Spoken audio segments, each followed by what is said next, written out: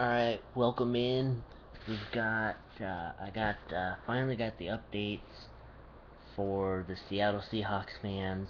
So, without further ado, Johnny, hit the theme music.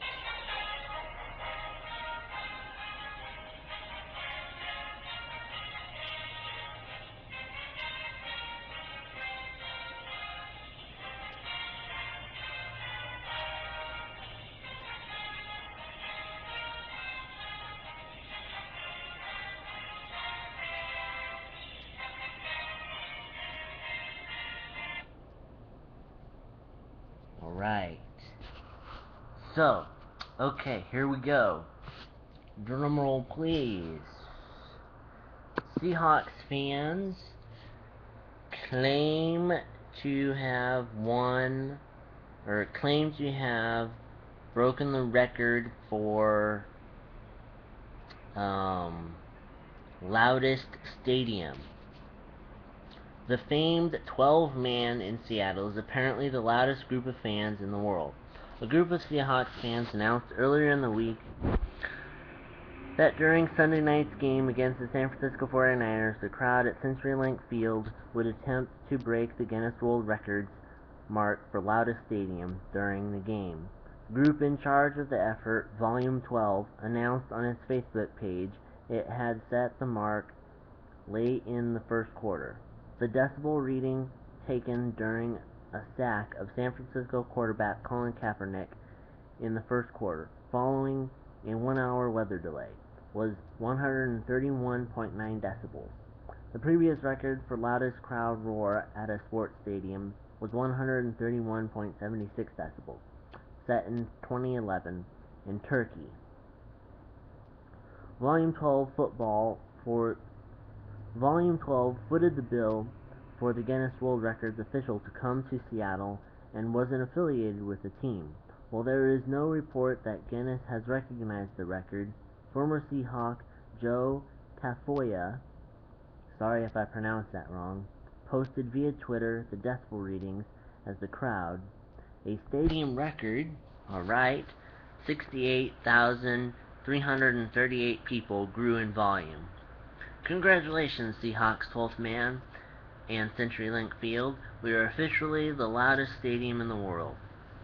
131.9 official reading. Still reading. Now reading 136.6 decibels. That was his next tweet. Alright, so now I'll get you the results of that game. Here we go.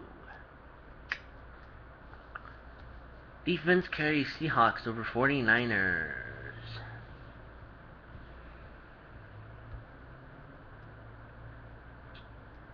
Seahawks ride Lynch smothering defense to blow out 49ers.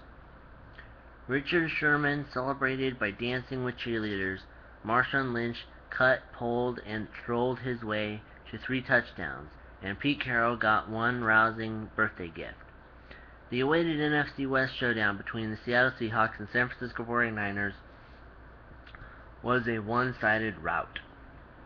Lynch, alright, that sounds good, right? I mean, if you're a Seahawks fan. Lynch scored on touchdown runs of 14 and 2 yards, and added a 7-yard TD reception in the second half. Seattle flustered Colin Kaepernick into his worst passing game as a starter, and the Seahawks dominated in a 29-3 win Sunday night. Every game we feel like we should dominate, and we did, Seattle safety Errol Thompson said.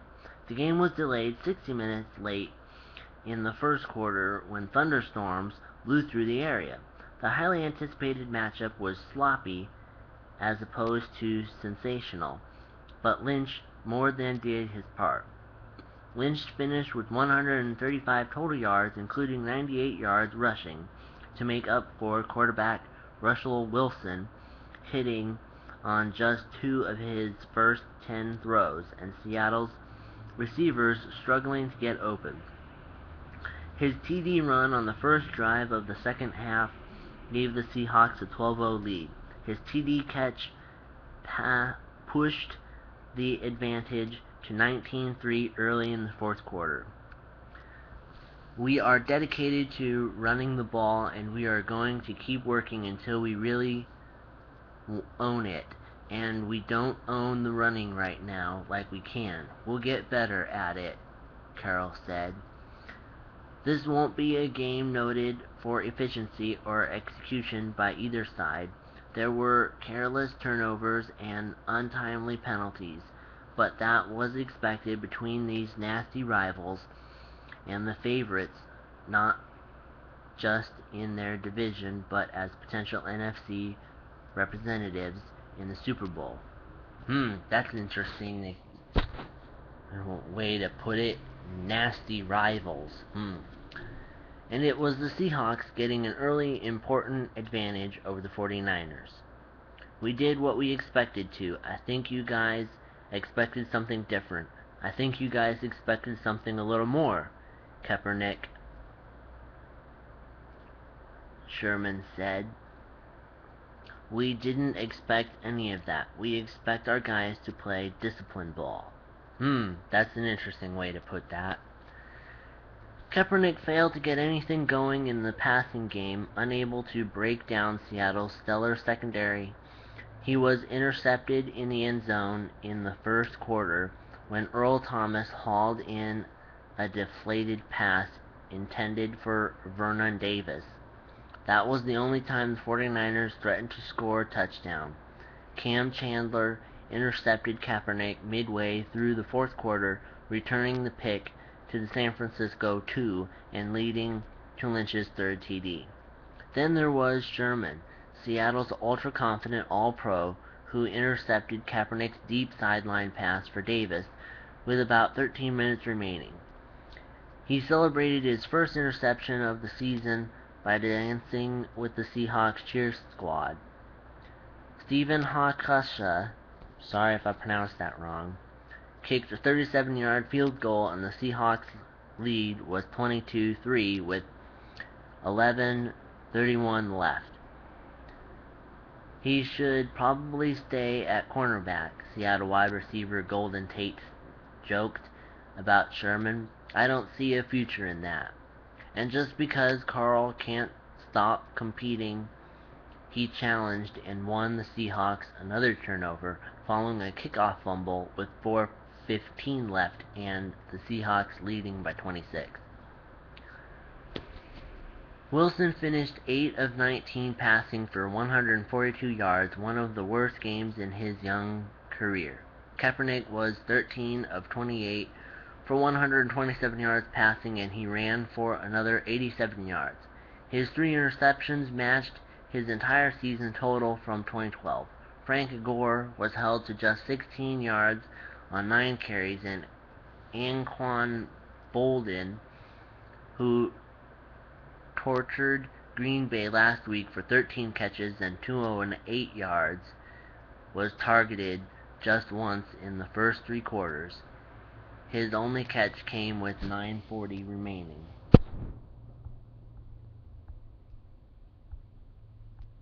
Bolden was shadowed most of the night by Sherman. It was a request Sherman made following Bolden's big day a week ago with the Seahawks minus their other starting cornerback, Brandon Browner. I asked Coach for the challenge, Sherman said. I wanted to follow him. There were a lot of things said this week. The 49ers finished with 5 turnovers and no TDs in a game for the third time since the start of 1979 season. I don't think any of us are proud of our performance, San Francisco coach Jim Harbaugh said, leading 5-0 at halftime after a wakey first half of delays and points coming via safety and a field goal. Seattle started the second half going to Lynch. He carried on the first 4 plays, and when Seattle faced 3rd and 12, Wilson scrambled and bought time for Doug Baldwin to get open downfield for a 51-yard reception to the 20.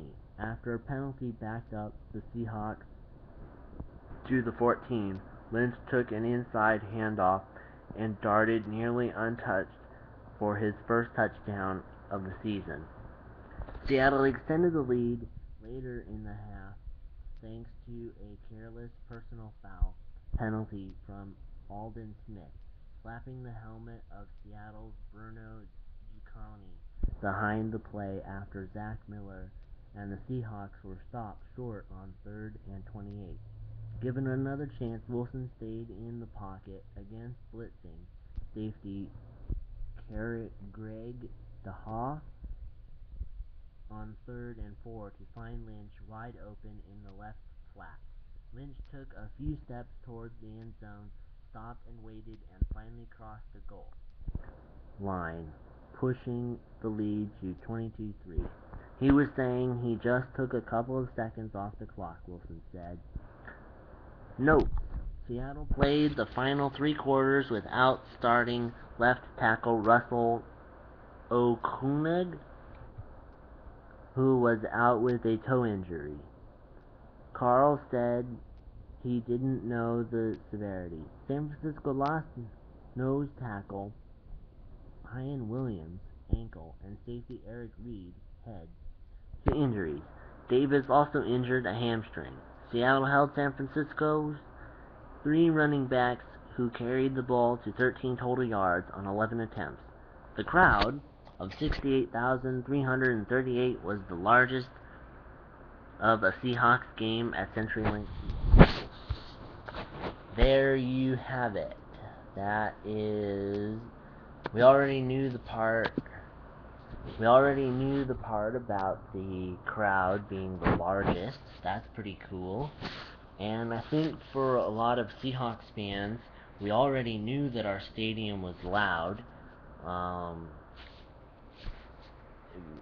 If you don't know, if you follow the NFL, you know that CenturyLink Field is loud. The Seahawks are, that stadium, wherever they play, wherever their home is, they know, people that follow NFL know that it's loud, because in the past they're notorious for being loud. They're notorious for being so loud that they cause, supposedly they're so loud that they cause so many false starts by the opponent that it's just a game changer. Anyways, yeah, and they won the game. Sounds like that was pretty cool. So we will have to wait and see, however, if the people from Guinness World Records acknowledge the record, because as the guy from the story about breaking the noise record noted in one of his tweets, he recorded 136 decibels.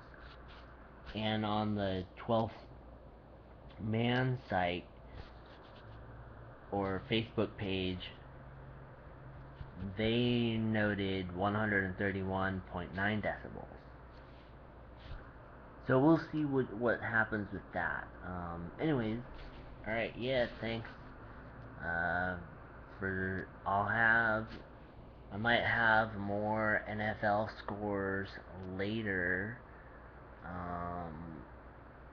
But that's all for now.